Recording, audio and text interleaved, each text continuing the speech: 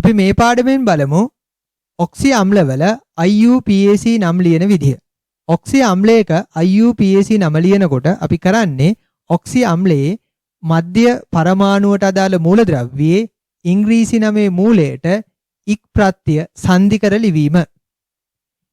ඊළඟට අපි බලනවා ඔක්සි අම්ලයේ මධ්‍ය පරමාණුව වෙනත් ඔක්සිකරණ අවස්ථා වලින් ඔක්සි අම්ල හදනවද කියලා. ඔක්සි අම්ලයේ මධ්‍ය පරමාණුව වෙනත් ඔක්සිකරණ අවස්ථා වලින් ඔක්සි අම්ල හදනවා නම් මේ සලකා බලන ඔක්සි අම්ලයේ මධ්‍ය පරමාණුවේ ඔක්සිකරණ අංකය සුළු අරහන් තුල කැපිටල් රෝම ඉලක්කමෙන් හිස්තැන් නොතබා ලිවිය යුතුයි.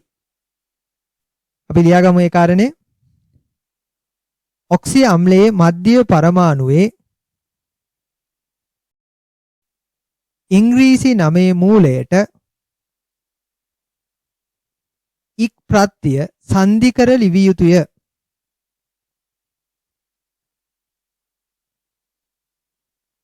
ඔක්සි අම්ලයේ මධ්‍ය පරමාණුව වෙනත් ඔක්සිකරණ අවස්ථාවලින් ඔක්සි අම්ල සාදයි නම්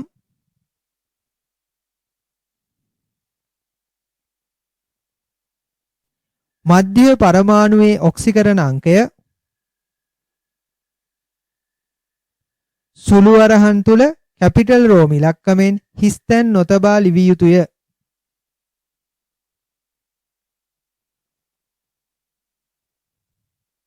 අපි මේ ඔක්සි අම්ලයේ IUPAC නම ලියමු.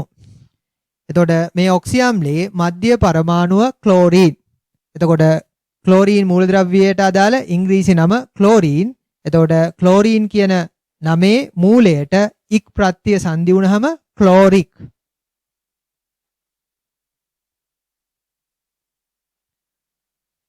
එතකොට ක්ලෝරීන් පරමාණුව වෙනත් ඔක්සිකරණ අවස්ථාවලින් යුත් ඔක්සි අම්ල සාදනවාද? ඔව් අපිට මතක තියෙන්න ඕනේ මෙන්න මේ විදිහට ක්ලෝරීන් වලින් ඔක්සි අම්ල හැදෙනවා. ඒ නිසා මේ අවස්ථාවේදී ක්ලෝරීන් පරමාණුවේ ඔක්සිකරණ අංකය අපි සඳහන් කළ යුතුයි. එතකොට නිශ්චිත ඔක්සිකරණ අංක ඇති අවස්ථා අනුපිළිවෙලින් ඔක්සිකරණ අංක ලබා දීම සිදු කරන්න පුළුවන්. ඔක්සිජන් පරමාණුවේ ඔක්සිකරණ අංකය -2යි, හයිඩ්‍රජන් පරමාණුවේ ඔක්සිකරණ අංකය -1යි. ඒතර ක්ලෝරීන් පරමාණුවේ ඔක්සිකරණ අංකය ගණනය කළ යුතුයි. -1 එකතු කිරීම, ක්ලෝරීන් පරමාණුවේ ඔක්සිකරණ අංකය එකතු කිරීම, -2 ගුණ කිරීම 4 සමාන වෙනවා 0ට. එතකොට සුළු කරපුවම අපිට ලැබෙනවා ක්ලෝරීන් පරමාණුවේ ඔක්සිකරණ අංකය -7යි. ඒ නිසා අපි කැපිටල් රෝම ඉලක්කමෙන් හිස්තැන් නොතබා සුළු අරහන් තුල 7යි කියලා ලියනවා.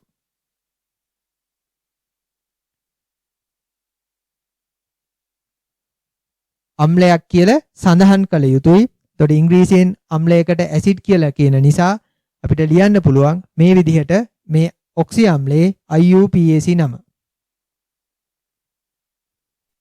අපි මේ ඔක්සි අම්ලයේ IUPAC නම ලියමු. එතකොට මධ්‍ය පරමාණුව සල්ෆර්.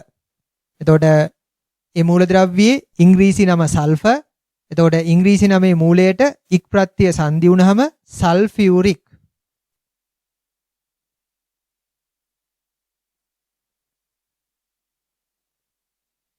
එතකොට සල්ෆර් වෙනත් ඔක්සිකරණ අවස්ථාවලින් යුත් ඔක්සි අම්ල සාදනවාද?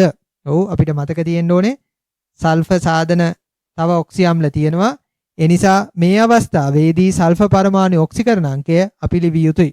නිශ්චිත ඔක්සිකරණ අංක ඇති අවස්ථා අනුපිළිවෙලින් ඔක්සිකරණ අංක ලබා දීම සිදු කරනවා.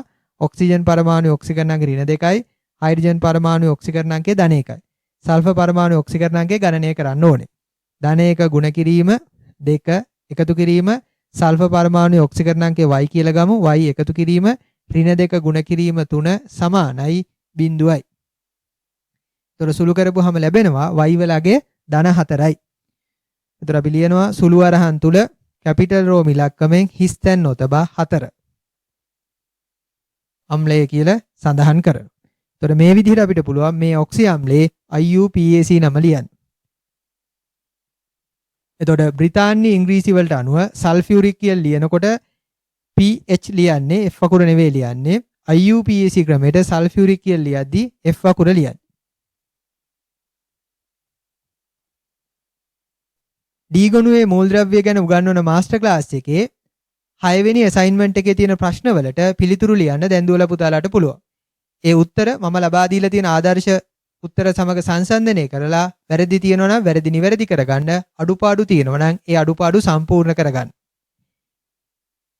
එතකොට මේ මාස්ටර් ක්ලාස් එකේ ඊළඟ පාඩමෙන් මම දුවලා පුතාලාට උගන්වන්නේ 3D මූලද්‍රව්‍යයක් වන ටයිටේනියම් වල ප්‍රතික්‍රියා ගැන.